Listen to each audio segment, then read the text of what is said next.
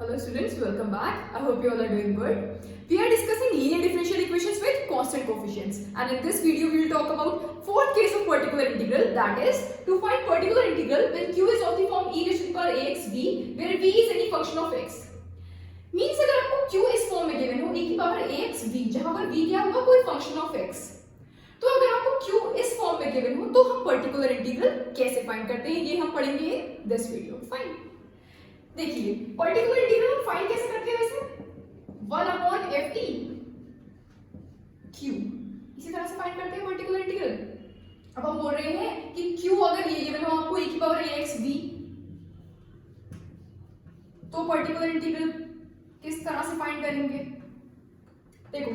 तब हम क्या करते हैं, सबसे पहले हम e की पावर ax को ऑपरेट करते हैं, उसके बाद हम v को ऑपरेट करते हैं. v कोई फंक्शन ऑफ x होगा, ठीक है. सबसे पहले इसको ऑपरेट करेंगे, उसके बाद इसको करेंगे.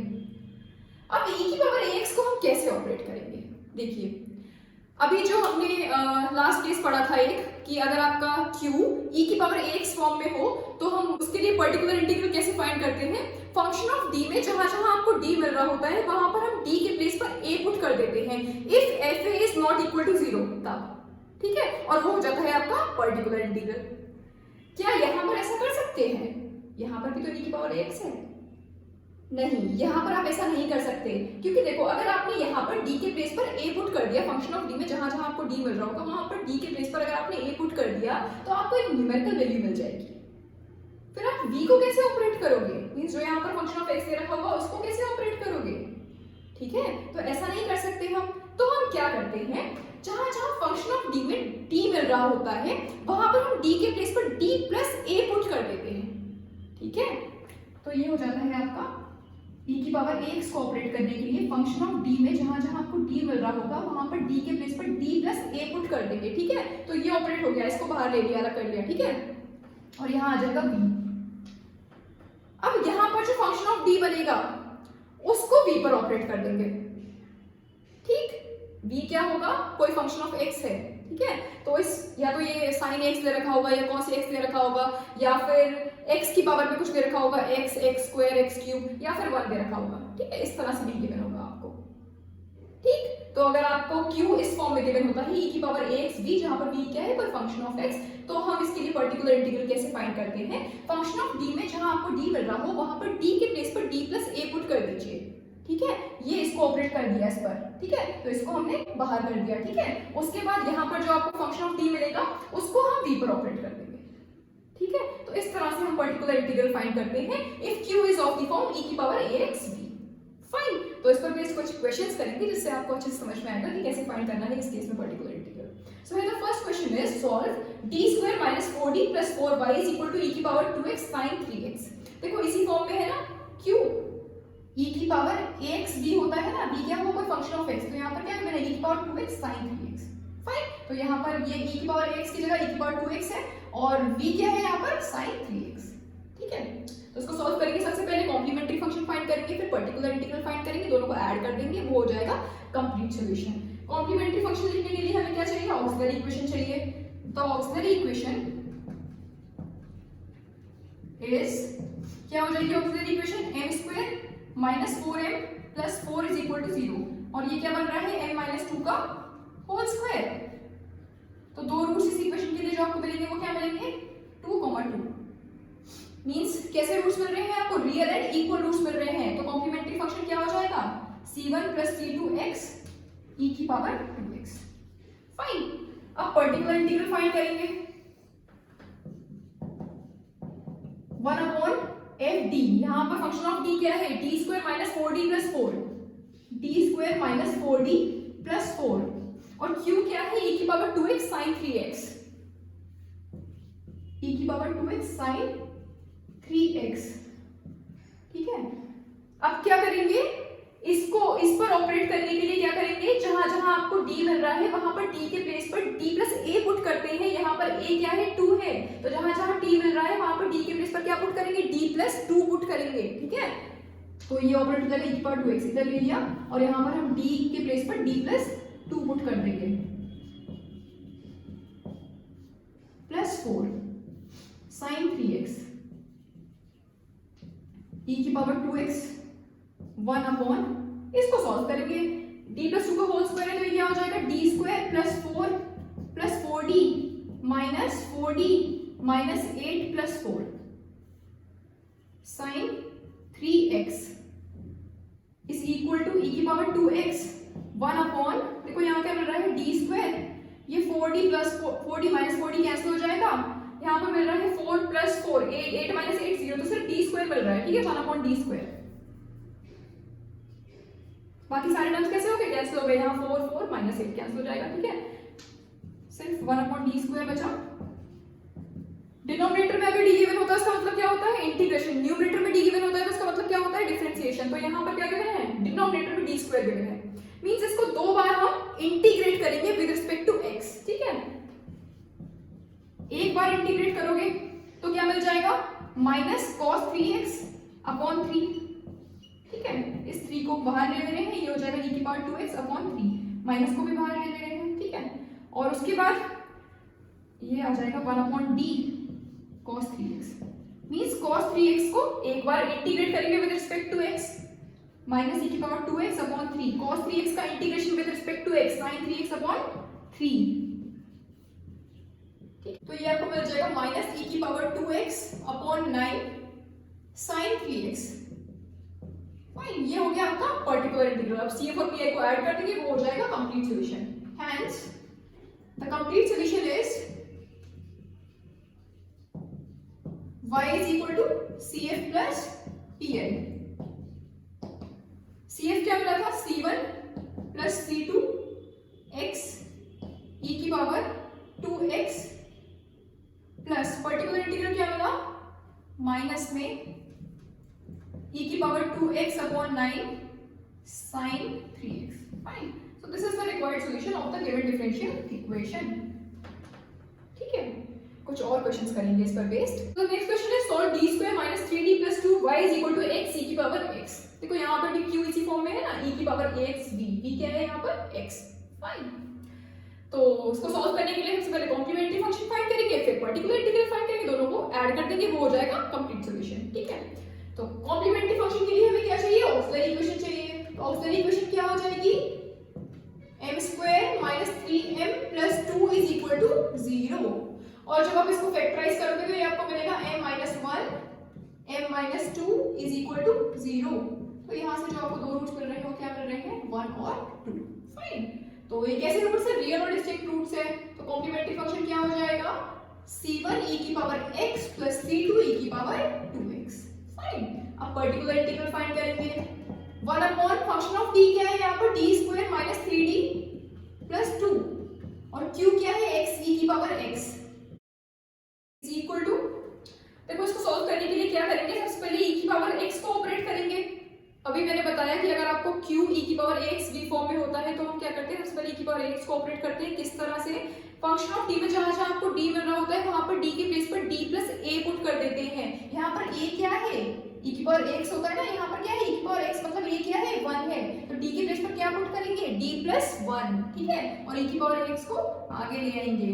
ये हो जाएगा d प्लस 1 का square minus 3d plus 1 plus 2, ठीक और x यहीं पर e की पावर x, इसको सॉल्व करेंगे तो ये आपको क्या मिलेगा d square plus 1 plus 2d minus 3d minus 3 plus 2x is equal to e की पावर x 1 अपॉन यहाँ से आपको मिलेगा d स्क्वायर, देखो 2d minus 3d that is minus d और यहाँ पर मिल जाएगा 2 प्लस 1 3 माइनस 3 दैट इज 0, ठीक है तो ये आपको सिर्फ कितना ही मिल जाएगा d स्क्वायर माइनस d, ठीक अब q क्या है अब यहाँ पर x, लास्ट वीडियो में हमने पढ़ा था कि अगर आपका q x की पावर m फॉर्म में होता है तो हम पर्टिकुलर इंटीग्रल कैसे फाइंड करते हैं, फंक्शन ऑफ d में से लोएस्ट डिग्री टर्म को कॉमन ले लेते हैं, फिर 1 प्लस फंक्शन ऑफ d या 1 माइनस फंक्शन ऑफ d वाली फॉर्म बन जाती है, उसको हम न्यूमरेटर में ले जाते हैं, उसका इन्वर्स हो जाता है, उसके बाद उसको बाइनोमियल से एक्सपेंड कर देते हैं और x की पावर m पर ऑपरेट कर देते हैं, यहाँ पर इसी फॉर्म में है ना x की पावर 1 है, ठीक है तो क्या करेंगे इसमें से लोएस्ट डिग्री टर्म को कॉमन ले लेंगे, ठीक तो यहाँ पर लोएस्ट डिग्री टर्म क्या है माइनस d, तो माइनस d को हम कॉमन ले लेंगे तो ये आपको मिल जाएगा माइनस आगे लिख रही हूँ d, ठीक है और यहाँ आपको मिल जाएगा 1 माइनस d, ठीक जब माइनस डी को कॉमन लोगे तो माइनस डी तो बाहर आ गया, यहाँ पर मैंने माइनस ले लिया, ये हो गया डी, ठीक है। माइनस डी को कॉमन लिया तो यहाँ क्या बनेगा 1, यहाँ पर क्या हो जाएगा माइनस डी, ठीक है। तो 1 को मैंने पहले लिख लिया, उसके बाद माइनस डी, फाइन एक्स। अब क्या करेंगे 1 माइनस डी को न्यूमरेटर में ले जाएंगे, ये मिल रहा है आपको माइनस e की पावर x 1 अपॉन डी, और 1 माइनस डी को न्यूमरेटर में ले जाएंगे तो क्या हो जाएगा 1 माइनस डी का इनवर्स x, और इसको बाइनोमियल से एक्सपेंड कर देंगे।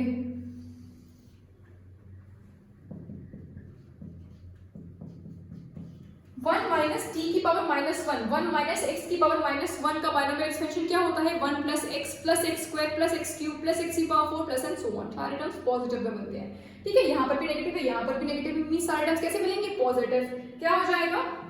इसका expansion 1 plus D square plus and so on x. देखो डी स्क्वायर की भी हमें यहाँ पर जरूरत नहीं है क्योंकि यहाँ पर x है, इसको एक बार डिफरेंशिएट करोगे तो मिल जाएगा 1, दूसरी बार डिफरेंशिएट करोगे तो हो जाएगा 0, ठीक है। तो ये टर्म और आगे वाले सारे टर्म्स क्या हो जाएंगे 0, सिर्फ यहाँ तक लिखने की जरूरत है हमें, ठीक है। माइनस e की power x 1 upon D, operate कर दो आप इसको इस पर, तो 1 को मल्टीप्लाई करोगे x में तो x मिल जाएगा, d of x means x का differentiation with respect to x, तो क्या मिल जाएगा 1, ठीक है। 2 बार डिफरेंशिएट करोगे हो जाएगा 0, ये मिल गया। डिनोमिनेटर में d है, इसका मतलब इसको इंटीग्रेट करेंगे विद रिस्पेक्ट टू x, तो ये आपको क्या मिल जाएगा x का integration with respect to x x square upon 2, 1 का integration with respect to x x, ठीक है। ये मिल गया आपको पर्टिकुलर इंटीग्रल। अब CF और PI को ऐड कर देंगे तो कंप्लीट सॉल्यूशन हो जाएगा। Hence the complete solution is y is equal to CF plus PI। CF क्या मिला था हमें C1 e की power x plus C2 e की पावर 2x, और PI क्या मिल गया माइनस में e की पावर x माइनस e की power x x square by 2 plus x। Fine, so this is the required solution of this differential equation. Fine.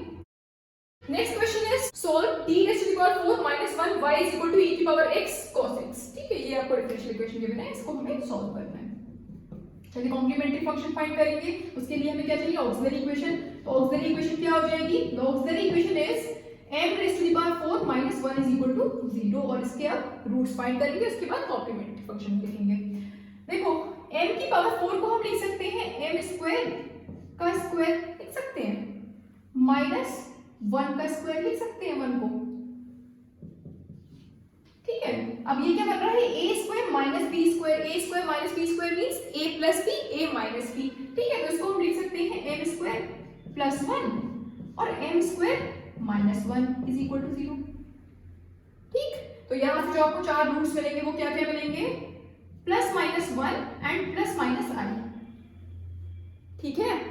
देखो m square plus 1 को जब 0 से इक्वेट करोगे तो क्या मिलेगा m square is equal to minus 1, m square is equal to minus 1 का क्या मतलब है m is equal to plus minus i, fine. और m स्क्वायर माइनस 1 को जब 0 से इक्वेट करोगे तो क्या मिलेगा m square is equal to 1, m square is equal to 1 का मतलब क्या है m is equal to plus minus 1, fine. तो जो 4 रूट्स मिले वो आपको क्या मिले plus minus 1 and plus minus i, fine. तो अब इसके लिए कॉम्प्लीमेंट्री फंक्शन लिख लेंगे, तो कॉम्प्लीमेंट्री फंक्शन क्या हो जाएगा, पहले इसके लिए लिख रहे हैं तो क्या हो जाएगा c1 e की power x plus c2 e की पावर माइनस x, ठीक है। उसके बाद जब m आपका प्लस माइनस i है तो उसके लिए कॉम्प्लीमेंट्री फंक्शन कैसे लिखते हैं, अगर आपको अभी कॉम्प्लेक्स रूट्स मिल रहे हैं ना यहाँ पर, तो जब आपको रूट्स कॉम्प्लेक्स मिल रहे होते हैं मींस अल्फा प्लस माइनस आई बीटा की फॉर्म में अगर आपके रूट्स होते हैं तो हम कॉम्प्लीमेंट्री फंक्शन किस तरह से लिखते हैं, कॉम्प्लीमेंट्री फंक्शन क्या हो जाता है e की power alpha x then bracket में c1 cos beta x plus c2 sin beta x, इसी तरह से लिखते हैं। तो यहाँ पर अल्फा क्या है, अल्फा प्लस माइनस आई बीटा होता है ना, तो अल्फा क्या है यहाँ पर 0, बीटा क्या है 1 है, ठीक है। तो ये क्या हो जाएगा e की पावर अल्फा x होता है ना, अल्फा इज 0, ठीक है। तो e की पावर 0 हो जाएगा मींस 1 हो जाएगा ये 1, ठीक। ये आपको मिल जाएगा c3 cos बीटा क्या है 1, c3 cos x plus c4 sin x। This is the complementary function for this differential equation. Fine, अब पर्टिकुलर इंटीग्रल फाइंड करेंगे। पर्टिकुलर इंटीग्रल क्या हो जाएगा 1 अपॉन फंक्शन ऑफ d क्या है d की पावर 4 माइनस 1 और q क्या है e की पावर x cos x, यही फॉर्म है ना आपकी e की पावर ax b, v क्या है यहाँ पर cos x, ठीक है, और e की पावर ax के प्लेस पर क्या है e की पावर x, मींस a क्या है यहाँ पर 1, ठीक है। तो कैसे सॉल्व करेंगे इसको, यहाँ पर a क्या है 1 है, मींस इसको ऑपरेट करने के लिए क्या करेंगे d के प्लेस पर d प्लस 1 पुट कर देंगे और e की पावर x को आगे लिख लेंगे। ये हो जाएगा d प्लस 1 की पावर 4 माइनस 1, ठीक है। इसको हमने आगे लिख लिया। इसको किस तरह से ऑपरेट करा, यहाँ पर ये क्या था 1, तो d के प्लेस पर क्या पुट करेंगे d प्लस 1, तो d प्लस 1 की पावर 4 माइनस 1, e की पावर x को आगे लिख लिया cos x, ठीक, e की पावर x 1 अपॉन, अब क्या करेंगे d प्लस 1 की पावर 4, इसको एक्सपेंड करेंगे। कैसे एक्सपेंड करेंगे, बाइनोमियल एक्सपेंशन इसको एक्सपेंड कर सकते हैं, a प्लस b की पावर n का बाइनोमियल एक्सपेंशन क्या होता है nc0 a की पावर n b की पावर 0 प्लस nc1 a की पावर n माइनस 1 b की पावर 1 प्लस nc2 a की पावर n माइनस 2 b का square plus and so on, कहाँ तक, लास्ट टर्म क्या आता है ncn और a की पावर n माइनस n हो जाएगा, मींस a की पावर 0, तो वो 1 हो जाएगा, यहाँ क्या आ जाएगा b की पावर n। फाइन, इस तरह से a प्लस b की पावर n को बाइनोमियल से एक्सपेंड करते हैं। अच्छा, यहाँ पर देखो ये क्या मिल जाएगा आपको, nc0 का मतलब क्या है 1, तो ये मिल जाएगा a की पावर n, b की पावर 0 मतलब 1, तो सिर्फ a की पावर n बचा, प्लस nc1 का मतलब n, a की power n minus 1 b, plus nc2 का मतलब n माइनस 1 अपॉन फैक्टोरियल 2 और a की power n minus 2 b square, ठीक है, और लास्ट टर्म ncn का मतलब 1 और b की पावर n बच जाएगा, ठीक है। तो यहाँ पर क्या है d प्लस 1 की पावर 4 है, ये है, ठीक है। तो इसको आप बाइनोमियल से एक्सपेंड करेंगे तो ये आपको क्या मिलेगा 4c0 d की पावर 4 और 1 की पावर 0, ऐसे ही मिलेगा d की पावर, यहाँ पर a क्या है d है, b क्या है 1 है, तो क्या मिलेगा 4c0 d की पावर 4 1 की पावर 0 प्लस 4c1 d का क्यूब और 1 की पावर 1 प्लस 4c2 d की पावर 2 और 1 का स्क्वायर प्लस 4c3 d की पावर 1 और यहाँ क्या हो जाएगा 1 का क्यूब, ठीक। नेक्स्ट टर्म क्या हो जाएगा 4c4 d की पावर 0 और 1 की पावर 4, ठीक है, ये हो जाएगा इसका बाइनोमियल एक्सपेंशन। अब आप इसको खोलोगे तो क्या मिलेगा 4c0 मतलब 1, ठीक है, d की पावर 4 d की पावर 4 आ गया, 1 की पावर 0 मतलब 1, ठीक है, तो आपको सिर्फ क्या मिल जाएगा d की power 4। Fine, next term 4c1 मतलब 4 d का क्यूब, 1 की पावर 1 मतलब 1, 4c2 मतलब 6, 4c2 का क्या मतलब है nc2 का मतलब क्या होता है n माइनस 1 अपॉन फैक्टोरियल 2, ठीक है। तो अगर यहाँ पर आप 4 पुट करोगे तो क्या मिलेगा 4 minus 1 means 4 3 12 upon 2 that is 6, ठीक है, तो 6 मिल जाएगा, कहाँ थे हम, यहाँ पर थे, ठीक है, ये हो जाएगा d square plus 4c3 means 4 because 4c3 is equal to 4c1 that means 4, ठीक है, और d की पावर 1 मतलब d, 1 का क्यूब मतलब 1, ठीक है, यहाँ से क्या मिलेगा 4c4 मतलब 1 और d की पावर 0 मतलब 1 की पावर 4 मतलब 1, तो ये बन जाएगा 1, ठीक है। तो इसका एक्सप्रेशन आपको क्या मिल रहा है d की power 4 plus 4d cube plus 6d square plus 4d plus 1, fine,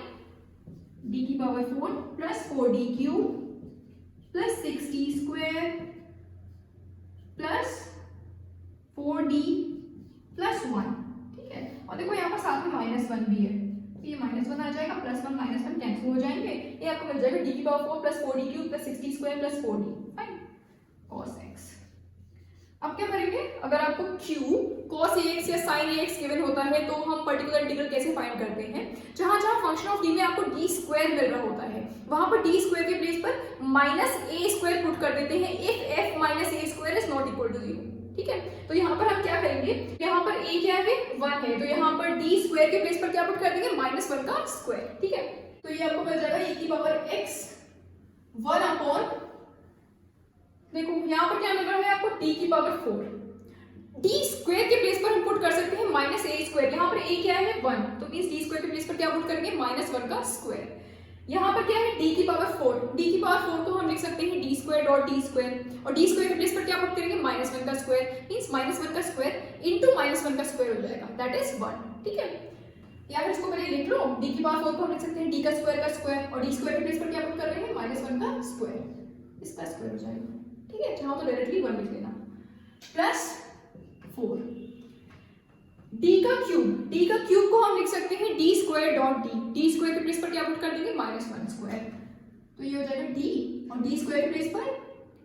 -1 का स्क्वायर। ठीक है, माइनस का स्क्वायर नहीं होता है, सिर्फ जो a होता है उसका स्क्वायर होता है, मींस सिर्फ 1 का स्क्वायर है, माइनस का स्क्वायर नहीं है,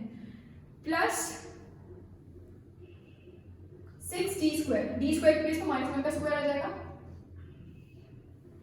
प्लस 4d, d के प्लेस पर कुछ नहीं पुट करते हैं, सिर्फ d स्क्वायर के प्लेस पर पुट करते हैं -1 का स्क्वायर, तो ये 4d तो एज इट इज आ गया, cos x is equal to e की पावर x 1 अपॉन, देखो यहाँ पर क्या मिलेगा -1 का स्क्वायर मतलब 1 प्लस,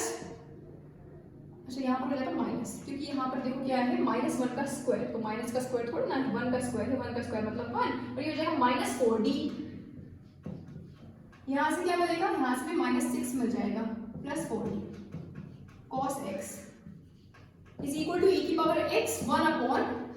देखो यहाँ क्या मिल रहा है -4d और प्लस 4d तो कैंसिल हो जाएगा, यहाँ पर मिल जाएगा आपको -5 cos x। ठीक है, तो ये हो जाएगा e की पावर x, देखो यहाँ पर d वाला टर्म ही नहीं बचा, कुछ ऑपरेट करना ही नहीं है, डायरेक्टली ये हो गया आपका पार्टिकुलर इंटीग्रल, तो क्या हो जाएगा -e की power x upon 5 cos x। ठीक है, यहाँ पर d वाला टर्म बचता तब तो ऑपरेट करते, यहाँ पर कुछ बचा ही नहीं, यहाँ पर न्यूमेरिकल वैल्यू मिल गई आपको -5।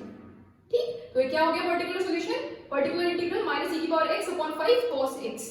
फाइन, अब CF और PI को ऐड कर देंगे, वो हो जाएगा complete solution. Hence the complete